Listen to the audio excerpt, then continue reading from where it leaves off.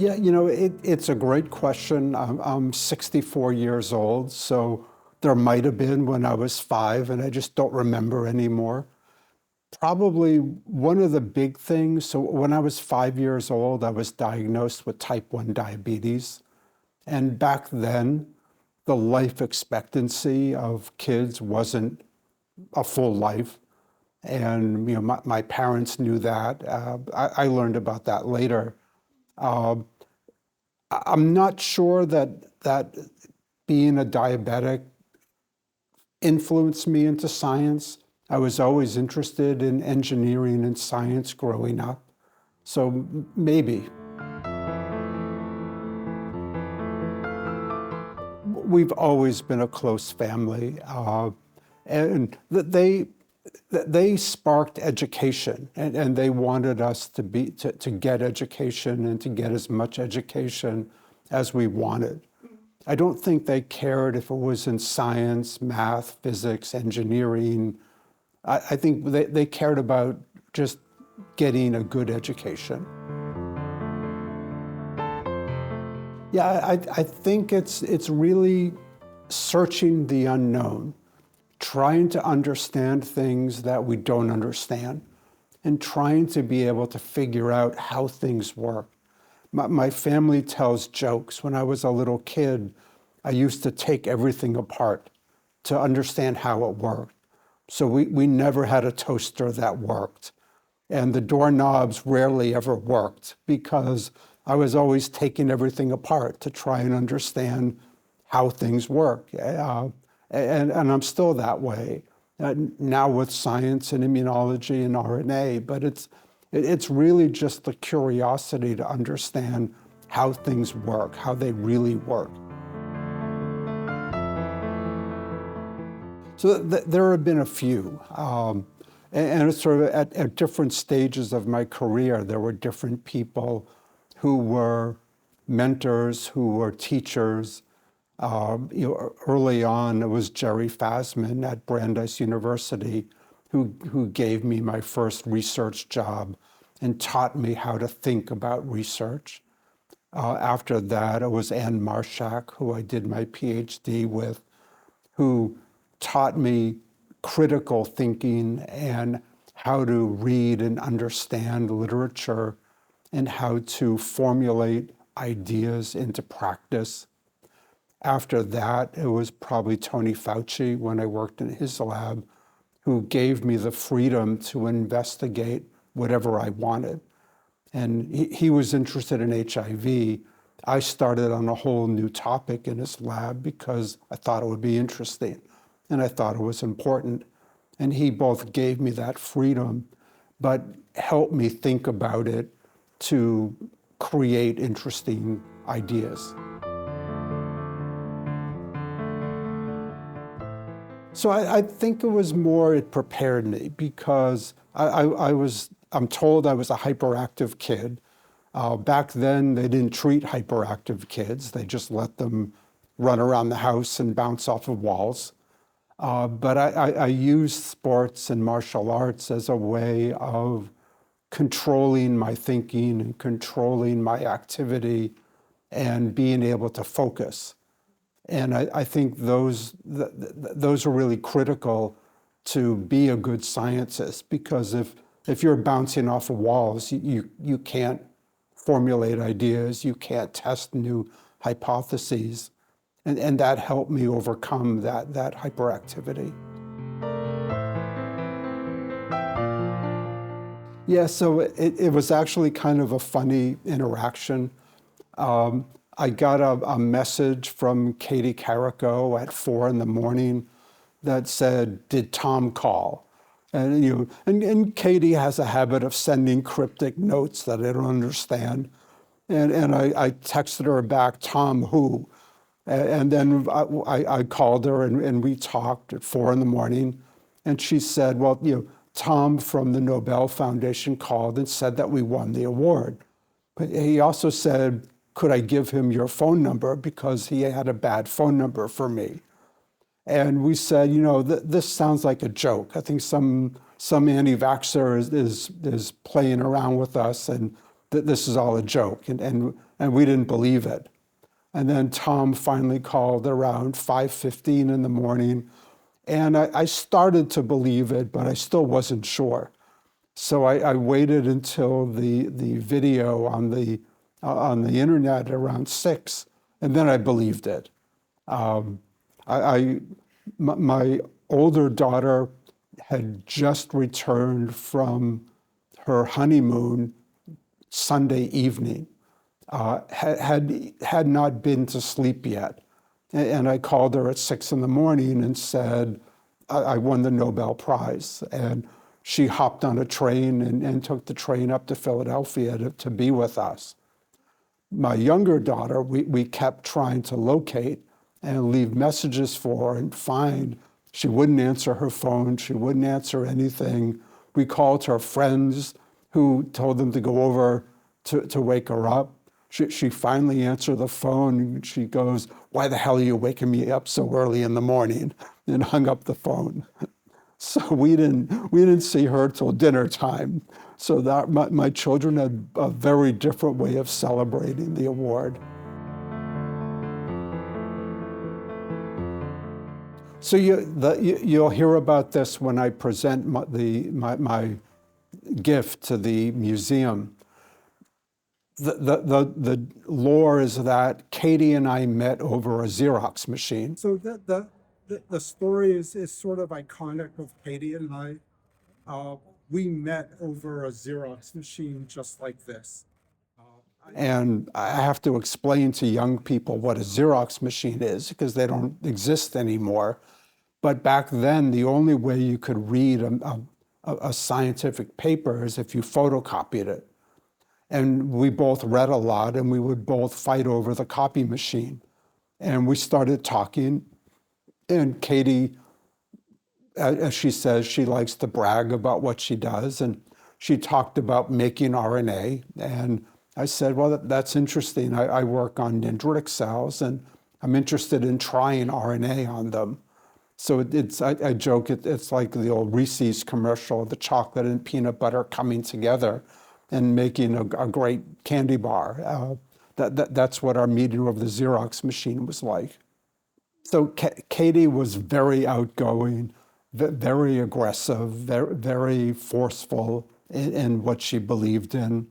I'm a quiet guy.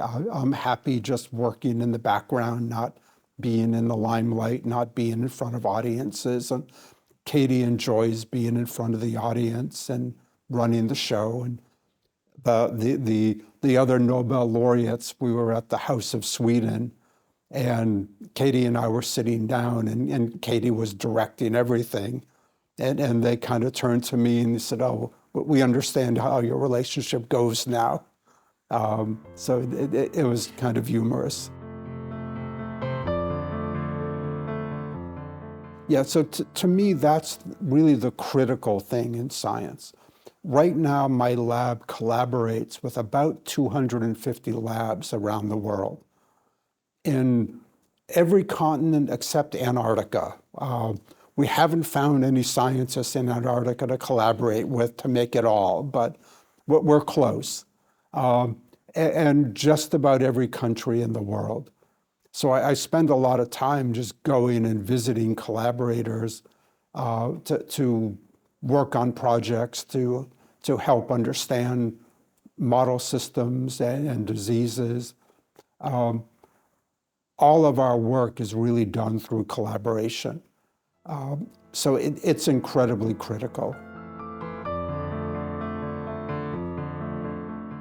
It brings you into sort of my other interest in my career, which is equity, and which is making sure the same science and the same medicines are available across the world.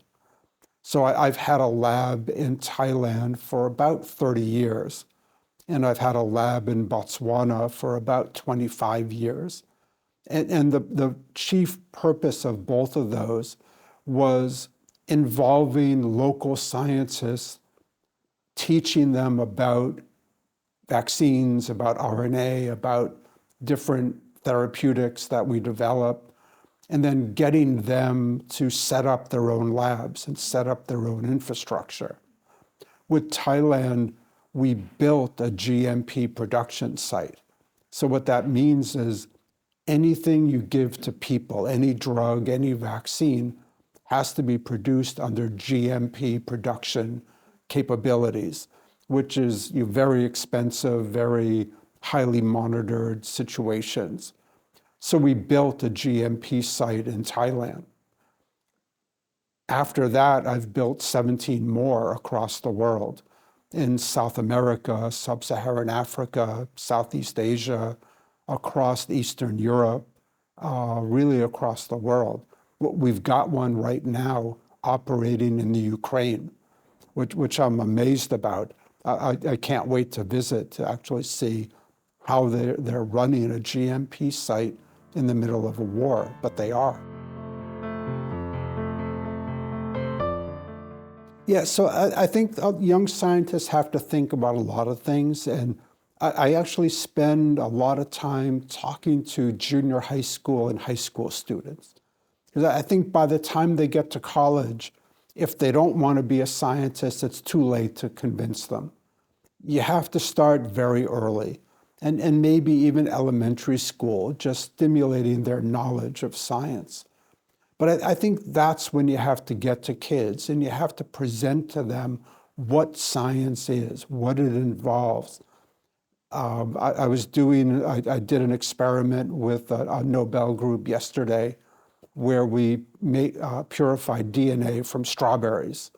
That'll be a video for young kids to learn about science. And I think those sort of things, just to stimulate interest. Not every kid is going to be a scientist, and I don't expect that to happen. But any kid that's curious, that wants to understand things, that's interested in biology or chemistry or physics or math, I think those kids should consider science as a field to go into. It's incredibly rewarding. It's a ton of work. It's not like going into your father's business and taking over and having everything laid out for you. It's a lot of work to set up, to establish yourself, to become acclimated and successful. But the rewards are enormous. Yeah, my usual answer to that is I'm a scientist. I'm not a sociologist. I don't know how you encourage that. The way I do it is I work with teachers because teachers understand their students and teachers know how to influence, to get messages to their students. So I like working with the experts who know what they're doing. I'm happy to say what I need to say to get people interested, but I think we really have to go with the teachers. Yeah, I'm sure some of it was genetic, because my father is similar. He was an engineer and then decided to start his own business in a completely different field of engineering. And he learned and he developed and he invented. So I think a lot of it is genetic. Yeah, I still, it hasn't sunk in. My view, so I'm a physician researcher. I got an MD and a PhD. And my interest starting when I was young was always, I had hoped to someday develop some treatment that would make people better. I think I've accomplished that. So the number to me is I guess less important. It's fantastic that it has helped millions of people. I think in the future it's going to help a lot more because there's so much potential that can be done with RNA therapeutics, between gene therapy, between therapeutics, protein deliveries, It's just enormous what can be done. And to me, that's what I'm looking forward to.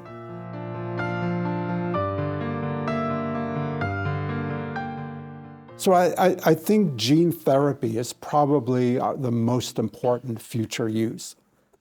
Right now, there are thousands and thousands of genetic diseases. The main way they're treated is symptomatic. So you try to make people better. You give them drugs that make the disease a little better. Most people still die of their genetic disease at young ages. The hope for the future is going to be gene therapy, where you fix the broken gene. The problem with that is that there are a few gene therapies. There's one for sickle cell that's being approved right now. It costs $1 to $4 million per person. And sickle cell, 300,000 people a year are born with the disease, mostly in sub-Saharan Africa. They don't have facilities to do gene therapy. They don't have $1 million a person to afford gene therapy. So what we're doing is we're developing what we call in vivo gene therapy. So instead of taking cells out of a patient, infecting them with viruses, screwing around with them in culture, and then giving them back, we're trying to do everything in the body. So the only thing our treatment will be is an injection of RNA LNPs. You give one injection, it goes to the bone marrow, it fixes the broken gene, and it cures the disease. If we can do that for sickle cell, there are thousands of other bone marrow genetic diseases that can be done. It's already been done once for liver diseases, for an amyloidosis, for a company that I work with that gives a single injection of RNA LNPs and it fixes the genetic disease. It cures the patient so far. So to me, that's the future of gene therapy, because if you can't use it around the world, great, you save a few people in the US and Europe, but what about everybody else? Yeah, so it's kind of like asking a parent which of their children they like better. You can't really answer that, or I can't. I'm passionate about everything that I do. We're working on vaccines for peanut allergies. And if you've ever had a parent-child patient, their lives are nightmares. And there's no really good treatment for that. We're working on vaccines for autoimmune diseases. So no longer will people be on methotrexate or anti-TNF antibodies. They'll have specific therapies that won't suppress their immune systems. We're working on vaccines for cancer, both to prevent cancer and to treat cancer. We've got our variety of gene therapies. We've got a big program in HIV cure. So the problem with HIV is that once HIV infects somebody, it becomes latently infected in their cells. Never goes away. They predicted 70 years it would take for the virus to disappear on retroviral therapy. We're working on RNA LNP-based therapies that will cure the disease. It'll cut the virus out of the latent reservoirs and clear it away. We're working on vaccines to prevent HIV. So someday we'll be able to both prevent it and cure people that have the disease. We're working on therapeutics. People nowadays develop, heart disease is the #1 killer in the world. We really don't have great therapeutics. You can operate on somebody and fix the coronary vessels. You can put stents in. They help with the symptomatology. They extend people's lives, but they don't last forever. There are many other heart diseases that we have almost no therapies for. We figured out how to target cardiomyocytes, the muscle cells in the heart. So now we can deliver gene editing technology, we can deliver therapeutic proteins, we can do the same for the lung, for the brain, for kidneys, for the immune system. The potential is just enormous.